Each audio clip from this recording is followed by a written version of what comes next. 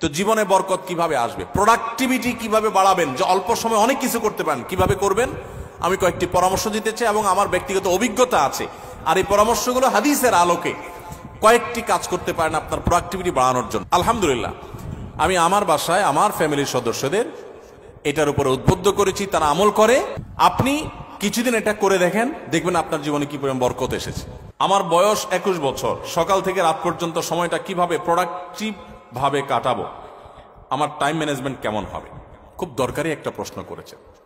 Productivity আমাদের জীবনে বরকত, এটা অনেক গুরুত্বপূর্ণ একটা ব্যাপার।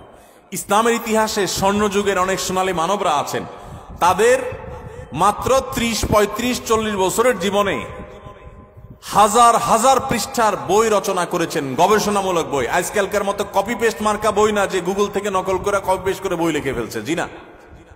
তখন গুগল আর নেট ছিল না, লাইব্রেরি থেকে পড়াশোনা করে নিজেরা গবেষণামূলক গ্রন্থ লিখেছেন। 10 ভলিউম, 20 ভলিউম, 30 ভলিউমের এক একটা বই এক একটা আলমারি হয়ে যাবে। 30-40 বছর বয়সে এত বড় বড় বই লিখে ফেলেছেন। আর আমরা অনেকে আছি 30-40 বছর বয়সে ওই বইগুলো পড়েও শেষ করতে পারবো না। তাদের জীবনে অনেক বরকত ছিল, অল্প সময় অনেক কাজ করতে পারতেন। আমাদের জীবনে বরকত নাই, একেবারে বরকত নাই। দেখতে দেখতে জীবন পার হয়ে যায়, দিন পার হয়ে যায়, কিছু করা হয় না।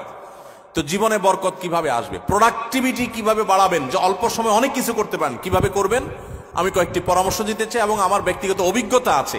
আর এই পরামর্শগুলো হাদিসের আলোকে কয়েকটি কাজ করতে পারেন আপনার প্রোডাক্টিভিটি বাড়ানোর জন্য। নাম্বার 1, খুব গুরুত্বের সাথে লক্ষ্য করবেন, রাতে দেরিতে ঘুমাবেন না। যারা রাতে দেরিতে ঘুমায় এদের জীবনে বরকত নষ্ট হয়ে যায়, এদের জীবনে প্রোডাক্টিভিটি থাকে না।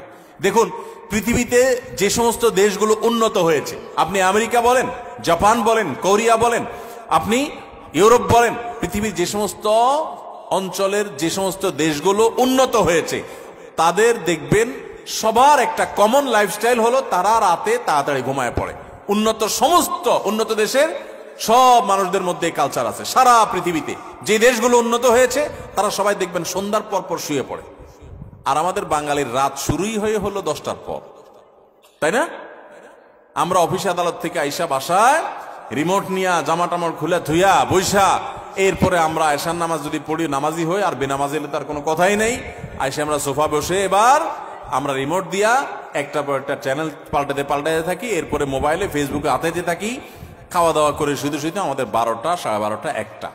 এই যে দেরিতে ঘুমাই, আমাদের জীবনের প্রোডাক্টিভিটি নষ্ট হয়ে যায়, বরকত নষ্ট হয়ে যায়। যে তরুণ তার প্রোডাক্টিভিটি বাড়াতে চায় সে যেন রাতে তাড়াতাড়ি ঘুমায়।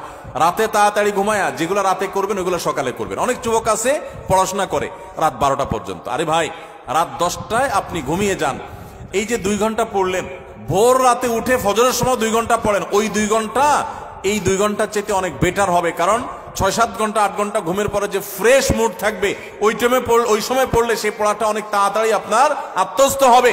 আপনি সারা দিনের হ্যাসেলের পর রাত্রে পড়তে যান, আপনার মাথায় পড়াটা এত তাড়াতাড়ি রপ্ত হবে না, যত তাড়াতাড়ি রপ্ত হবে 6-7 ঘন্টা ঘুমানোর পর।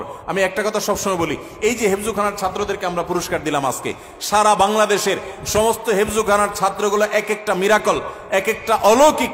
কারণ এই যে অলৌকিকত্ব, এক একটা অলৌকিক বিষয় এদের মধ্যে রয়েছে, সেটা হলো যে এরা সবাই ছোট ছোট বাচ্চা মানুষ 30 পারা কোরআন হেফজ করে ফেলে মাত্র 2 বছরে, 1 বছরে, 6 মাসে, বিভিন্ন সময়। কিভাবে সম্ভব? 30 পারা কোরআন, এত বড় কোরআন পুরাটার হেফজ করে ফেলে, মুখস্থ করে ফেলে, কিভাবে সম্ভব? যে কয়েকটা সিক্রেট আছে, এই সিক্রেটস গুলোর মধ্যে একটা সিক্রেট হলো, একটা রহস্য হলো যে হেফজুখানায় 100% ছেলেরা রাতে তাড়াতাড়ি ঘুমায়। তারা রাত 10টার ভিতরে 100 ভাগ হেফজখানার ছাত্র সারা বাংলাদেশে ঘুমায় পড়ে। কোথাও পাবেন না 10টা পরে ছেলেরা পড়ালেখা করে, সব 10টার মধ্যে ঘুমায় যায়। পুরা কোরআন হেফজ করে ফেলে অল্প সময়ের মধ্যে, আবার রাত জেগা পড়ে না। কিভাবে সম্ভব? কারণ তারা ওই যে আবার ভোরে উঠে যায়, ভোরে উঠে পড়ে। ওই ভোরের সময়টা রাতের 4 ঘন্টা, আর তখন 1 ঘন্টার সময়। এজন্য প্রোডাক্টিভিটি বাড়াতে চাইলে রাতে তাড়াতাড়ি ঘুমাইতে হবে। যেটা রাত জেগে করবেন, যে কাজটা, সেটা ভোরে করবেন। 1। 2 নম্বর হলো সকালে ঘুমাবেন না। সকালে ঘুমানো যাবে না। সকালের ঘুম মানুষের জীবনের বরকত নষ্ট করে দেয়। আমাদের নবী সাল্লাল্লাহু আলাইহি ওয়াসাল্লাম দোয়া করেছেন, আল্লাহুম্মা বারিক লি উম্মতি ফি বুকুরিহা, আল্লাহ আমার উম্মতের জন্য সকালের সময়টাতে বরকত দান করবেন, আর ওই টাইমে আপনি ঘুমায় থাকেন। সকালে আপনি পড়ালেখা করেন, ছাত্র মানুষ, তাহলে পড়ালেখা বরকত হবে। আপনি কর্মজীবী, কাজ করেন, আপনার কাজে বরকত হবে। আপনি কৃষক, কৃষি কাজ করেন, আপনার জীবনে বরকত হবে। আমাদের সমাজে, আমাদের দেশে 9টা 10টা, সকাল 9টা 10টা 11টা আগে দোকান খোলে না, কারণ পাবলিক ঘুমায় থাকে না, একটাই না, রাত জায়গায় আড্ডা মারে আর সকালে ঘুমায় থাকে। ঠিক না ভাই? ঠিক। আমাদের প্রোডাক্টিভিটি নষ্ট হয় এই কারণে। আপনি কিছুদিন এটা করে দেখেন, দেখবেন আপনার জীবনে কি পরিমাণ বরকত এসেছে। আলহামদুলিল্লাহ, আমি আমার বাসায় আমার ফ্যামিলির সদস্যদের এটার উপরে উদ্বুদ্ধ করেছি, তারা আমল করে, রাতে তাড়াতাড়ি ঘুমায় পড়ে। 10টার ভিতরে সবার ঘুম শেষ, আর সকালে কোনো ঘুম নেই। ভোর থেকে উঠে যার যার কাজে সে লেগে যায়। আবার দরকার হলে দুপুরে একটু ঘুমাবেন, সুন্নাত সেটা, আর এর বাইরে কোনো কাজ করবেন না। তাহলে প্রোডাক্টিভিটির জন্য 1 নম্বর হলো রাতে তাড়াতাড়ি ঘুমাবেন, 2 নম্বর হলো ফজর পরে ঘুমাবেন না, ফজর পরে জেগে থাকবেন, কাজ শুরু করবেন। আর রাতে তাড়াতাড়ি ঘুমালে এমনি ফজরের সময় আপনি ঘুম ভেঙে যাবে, কারণ সারা রাত ঘুম, বড় রাত ঘুম হয়ে যাবে ইনশাআল্লাহ।